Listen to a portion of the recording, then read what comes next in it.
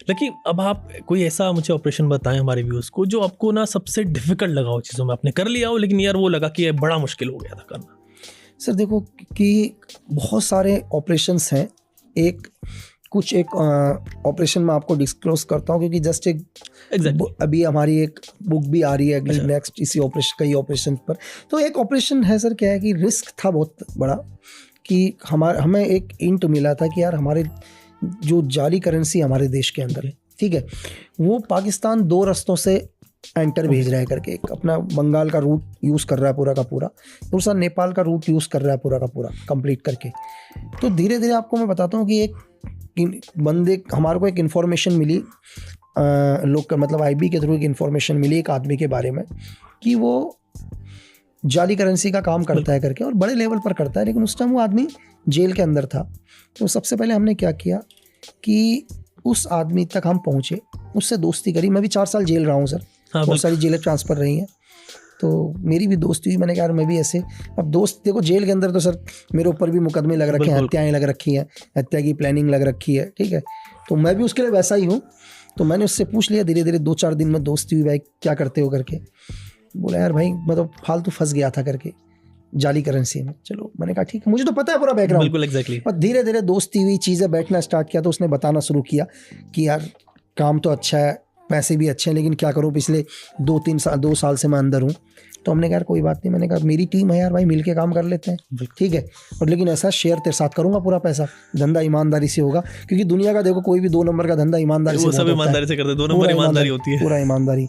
तो उसका ट्रस्ट जीता, तो उसने कहा ठीक है। मैंने कहा यार एक बार बता कि किस रेट पर नोट मिल जाएंगे। तो उसने एक रेट बोला कि जितने बड़े नोट लोगे उतने कॉस्टली होंगे करके। तो हमने चलो डील करा, हमने कहा यार मुझे 500 के नोट चाहिए करके। तो बोला ठीक है, कितने चाहिए? मैंने कहा 5 लाख रुपए दिलवा दे भाई, ठीक है। तो उसने बोला कि यार फलाना एक कॉन्टैक्ट है, वहाँ चले जाना करके। हमने मेरे बंदों ने पहली डील करी और क्लियर हुई डील, पैसा मिला। हमारा काम था सबसे पहले उस पैसे को चेक करना कि ये रियल में ISI का पैसा है या नहीं है, क्योंकि करेंसी भी बहुत जगह चलती है सर, हर दुनिया के हर कोने में, हर जगह। आज हिंदुस्तान में भी कई लोग करेंसी बना रहे होंगे, लेकिन उस नोट के लगभग 42 या 41 फीचर्स मैच कर गए जो टोटल पाक के साथ थे। उसके ऑलरेडी वो नोट्स पहले से हमारे पास थे, सीक्रेट सर्विस के पास। तो कंफर्म हो गया कि यार बेस्ट सेम नोट है करके, ये वही पैटर्न है करके। अब उसके बाद क्या हुआ, हमने डील को और बड़ा किया अंदर से, उसको पैसा मिल रहा हो खुश, उसका विश्वास तो कंटिन्यू साथ था। और उसके बाद हमने क्या किया, जस्ट और बड़ी डील करी। बड़ी डील करते करते अब हमारे को, लेकिन हम उस आदमी को चाहते थे जो हमारे टारगेट में था, जो हमारी लिस्ट के अंदर जो आदमी मिसिंग था, हमें वो टारगेट चाहिए था। तो लेकिन वो हम उसको डायरेक्ट भी नहीं जा सकते थे उसके पास। तो हमने एक बार बहुत बड़ी डील करनी चाहिए, बहुत ही बड़ी डील, जो पॉसिबल नहीं था कि कोई और करे। तो उसके लिए उन्होंने टाइम मांगा, और इतनी बड़ी डील के लिए उस आदमी को पाकिस्तान से आना पड़ा। कि भाई डील करने के लिए। उससे पहले विश्वास जीत चुके थे हम लोग, ठीक है। तो वो बंदा डील, अब लेकिन उसमें एक चीज़ और था सर, उसमें रिस्क बहुत तगड़ा था। कि यहाँ रिस्क सबसे बड़ा ये था कि कहीं गेम हमारा तो नहीं बज रहा है। एग्जैक्टली।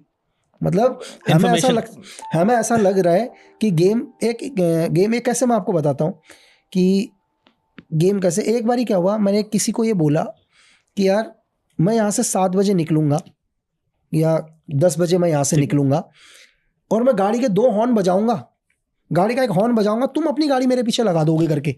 मैं गाड़ी नहीं रोकूँगा, तुम मेरे पीछे गाड़ी चलाओगे, क्योंकि कुछ एक मिशन था। बिल्कुल। तो कंटिन्यू दिए हुए टाइम से हमारे में टाइम की बहुत वैल्यू होती है। तो सेम जिस जगह से मैं निकला और मैंने गाड़ी का एक हॉर्न बजाया, और मैं देखता हूँ मेरे पीछे कोई गाड़ी ही नहीं है।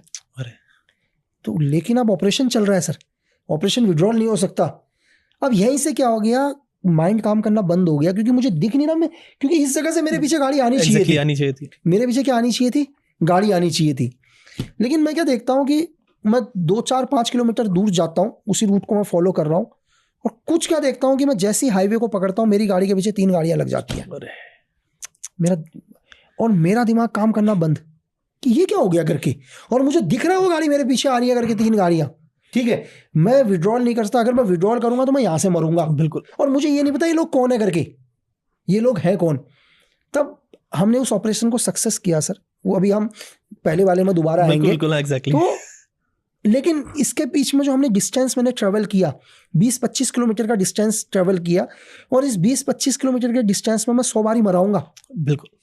क्योंकि मेरे पीछे वो गाड़ियाँ चल रही हैं, मैं गाड़ी रोक नहीं सकता क्योंकि मेरे आगे भी एनिमी की गाड़ी चल रही है जिनका विश्वास मैंने जीता है, ठीक है। लेकिन जब क्या हुआ कि हम लोग दूर तक जब मैंने उस ऑपरेशन को किया और बाद में मुझे पता चला जो ये 3 गाड़ियां और हैं ये मेरे लोगों की गाड़ियां हैं। ओके। तो ऑपरेशन खत्म होने के बाद मैं बहुत गुस्सा हुआ उनके ऊपर, ठीक है। मैंने कहा यार भाई तुमने क्या हरकत करी करके ऐसे, Exactly. तुम्हें उस जगह से मेरे पीछे आना चाहिए था। तो वो क्या बोले यार, वो बोले कि भाई कि हमें भी ट्रस्ट नहीं था तेरे ऊपर। अरे मतलब उन्हें भी मेरे ऊपर ट्रस्ट नहीं था। वो पहले ये चेक करना चाह रहे थे कि मैं अकेला ही हूं या मेरे पीछे भी कोई चीज है करके। तो लेकिन उनको मेरे ऊपर ट्रस्ट नहीं था। तो ये सोचो कि उस 25 किलोमीटर का जो सफर मैंने तय किया, मुझे ये नहीं पता कि मेरे पीछे कौन लोग चल रहे हैं रात के टाइम पर। मुझे सिर्फ गाड़ियों की लाइटें नजर आ रही हैं और मुझे पता है मेरे पीछे कुछ गाड़ियां चल रही हैं करके। और मुझे अब मैं हर बारी क्या सोच रहा हूँ कि जो सामने वाले को, एनिमी को हमने टारगेट करना है, इसके लोग पीछे और गेम मेरा बच गया। सही, आप समझ रहे हैं? बिल्कुल बिल्कुल। तो मतलब ये कहना बहुत आसान है, वो जो सिचुएशन है, जो लगभग जो 1.5 घंटे का सफर या 2 घंटे का जो मैंने वक्त गुजारा है, उस 2 घंटे वक्त में हम 100 बारी मरे हैं सर। उसमें कुछ मिस्टेक हो जाती तो अरे मिस्टेक मतलब मैं क्या, मुझे लगा और मुझे पता था, मैं मान चुका था कि अब मैं इस मिशन में, इस ऑपरेशन में नहीं बचूंगा करके। मुझे ये भी कंफर्म हो गया था। लेकिन मैं हर बार ये सोच रहा था कि नहीं यार 2-4 को तो मैं धरूंगा ही धरूंगा। हर बार यही प्लान चल रही थी मेरी। ठीक है, लगी अब पुराने पर वापस आ जाते हैं सर। तो बहुत मुश्किल से, मतलब बहुत पैसा खर्च करने के बाद, देखो कि मैं आपको ये, लोग बहुत सारे बोलेंगे कि यार पैसा खर्च किया तुमने, तो मैं लोगों को ये बोलूँ सर कि इस धरती के अंदर इंसान, पैसे की बहुत बड़ी अहमियत है दुनिया के हर देश के लिए। मैं बोलता हूँ कि पैसे से ऊपर कुछ भी नहीं है। लेकिन अगर हम आ जाते हैं बात इंसानियत की, तो इंसानियत के सामने पैसा कुछ भी नहीं है सर। ये दुनिया की हर गवर्नमेंट, चाहे हमारा देश क्यों ना हो या दुनिया का कोई भी मुल्क हो, अगर कल हमें हमारे देश के किसी भी व्यक्ति के लिए कितना भी पैसा देना पड़ेगा, हमारी सरकार देगी सर। फिर हम पैसे को सेकेंडरी रख लेते हैं सर, क्योंकि हमारे को उस पूरा का पूरा जाली करेंसी का नेटवर्क को तोड़ना है, क्योंकि जिसकी वजह से हमारे देश की अर्थव्यवस्था डाउन हो रही है सर। हमारे देश की पूरी इकोनॉमी बाहर जा रही है। तो फिर वो आदमी आया और आने के बाद जैसे ही वो आदमी अपने ISI के लिए टोटल काम करता था वो आदमी, ठीक है। और जब वो अपने देश से दूसरे देश के अंदर आया, आने के बाद पहले हमने पूरा यकीन किया कि ये आदमी और हमारे खिलाफ इसका कोई डबल गेम नहीं है या कोई फॉल्स ऑपरेशन नहीं है हमारे अगेंस्ट में, तो उसको एलिमिनेट किया। तो एक बड़ा ऑपरेशन रहा है बहुत ही, और इससे हमने मतलब एक ISI के बहुत बड़े नेटवर्क को तोड़ा है सर, बहुत बड़े जाली करेंसी के नेटवर्क को तोड़ा।